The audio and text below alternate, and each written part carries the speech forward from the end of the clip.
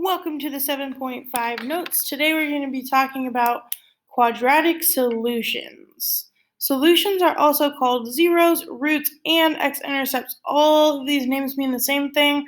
That's how big of a deal they are. They have 4 names to go by. The main 2 names I'm going to use for you guys, by the way, are solutions and zeros. Just know that when we go to put them on the graph, they are the x-intercepts. So that means that they go on the x-axis. So the whole point today is to decide how many zeros a quadratic has. And we can use that as something called the discriminant to do that. So the discriminant is this formula, b squared minus 4ac, and it helps us find out how many zeros there are. Because if we plug in the numbers a, b, and c, remember that a is the number in front of x squared, b is the number in front of x in the middle, and c is the last number. A lot of people have been starting to call this the y-intercept, and that is 100% true. That's fine as well. So when we take b, a, and c and plug them into this formula, if our answer is 0, then that means that the graph has one solution. If our answer is anything positive, like 12 or 25 or 40, that means it has 2 solutions. And if we have a negative answer, which is pretty much the only other option, then there are actually no solutions. So when you get your answer to this formula, it doesn't really matter what the exact value is, you just care whether it's positive, negative, or 0. If it has one solution, what that means is on your graph, here's just a regular graph, it has 1 point on the x-axis. If the a, which is the number in front, so if this number in front is positive, it's going to be a positive Paula and make a smiley face. Like that. I'll put a little nose on there because that looks kind of weird. So it looks like a smiley face. If it is a negative Nancy, if that number in front is negative, then it still has 1 point, but instead of going up, it goes down and makes like a frowny face. So smiley face is positive, frowny face is negative. And then if it has, the only thing that switches over here is it's still going to follow the same thing because it's still positive, but this time our graph has to cross in 2 spots. So it's still going to go up, but it has to go through 2 points instead of 1. And tomorrow I'll explain a little bit of why there's 2 solutions to this one. And then if it's negative in front, then you go down like this. And for the last one, this one never crosses. So when we go to draw our graph, we're not going to put any points on this line. It should never touch it. So if it's going up and it never touches it, that means it's always up here. Like that. I can't draw this same thing but down here because eventually it'll cross. Or if it's negative, it always goes down. And I'll kind of explain a little bit more about these shapes of the graph later, but basically this tells you how many times it crosses the x-axis. Once, twice, or none. The number in front of x squared, a, tells you whether it goes up if it's positive, down if it's negative. Okay? I call that opening up and opening down. Let's do some examples.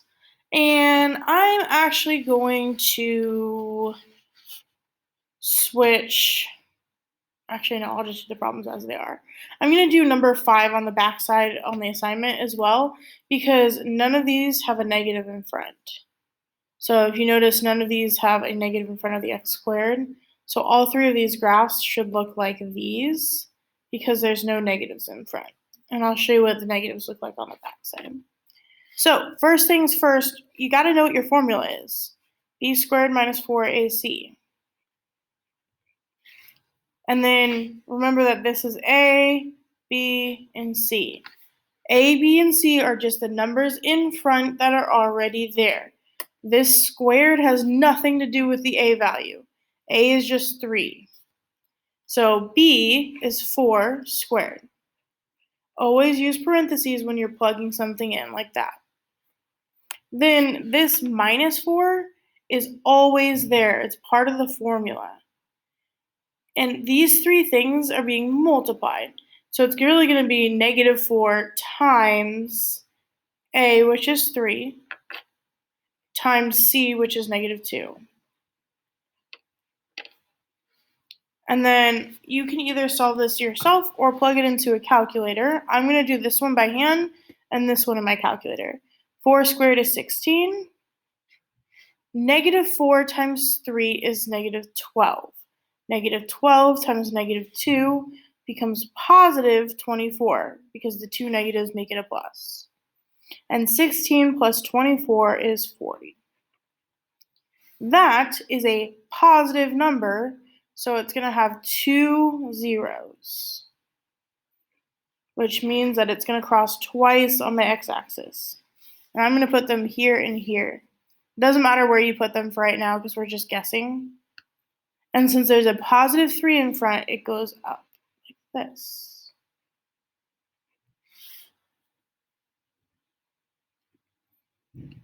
Let's try another one.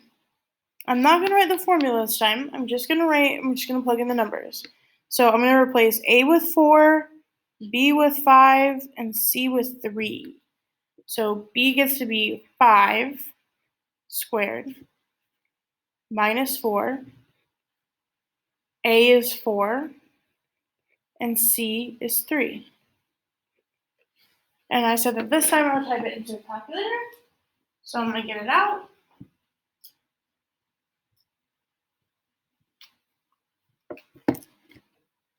Parentheses, 5 parentheses squared. The squared button is right here. Minus 4, parentheses 4, parentheses 3. When you do this minus right here, make sure you are using this button instead of this one. Because it's not negative 4, it's minus 4. You're actually subtracting there. And that's negative 23. Since that is a negative number, that means you have no zeros.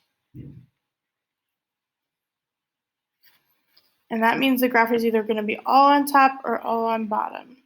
Since this 4 is positive, you always go back to the A value. It's going to go up like that. And then on example 3, we have this. What we're going to do is A is going to be 1. So there's no number in front. That means we make it a 1. B is going to be negative 8, and C is going to be 16. So we're going to start with B squared. B is negative 8 squared minus 4, because that minus 4 is always there, times A times C. Times A, which is 1, times C, which is 16. Make sure you use parentheses. When you type in this negative for the 8, that's not minus 8, it's negative 8, so make sure you use this button instead of this one. And then you square it on the outside, minus this one, 4 times 1 times 16. And if you don't want to use the parentheses, you don't have to except on the negative 8. So some people do is 4 times 1 times 16.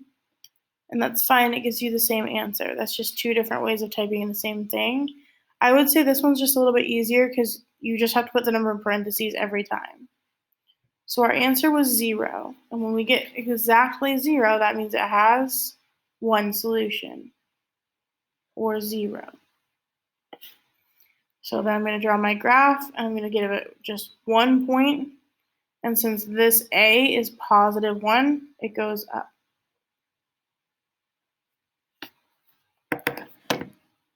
All right, now I'm going to flip to the back side and do number 5. So this is your assignment. I'm going to write the formula just because it was on the front side. Now I don't have it to point to. A is going to be -1.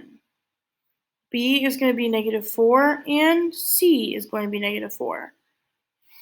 There's a lot of negatives in this one. So I'm going to do b squared, which is -4 squared, minus 4 times a, which is -1, times c, which is -4. You're really just plugging numbers into this formula. If you don't overthink it, it's not too bad. So I need to do parentheses negative, not minus, 4 squared. Minus 4 times -1 times -4. And that's 0. So that means it has 1, 0. 0 means it has 1, a positive means it has 2, and a negative means it has none. What that means is I'm going to put my 1 point on here somewhere. It doesn't really matter where. Put it here, you can put it here, you can put it here, wherever you want. And then this A is negative. That means that it goes down instead of up. Okay, let me know if you have questions on any of the others.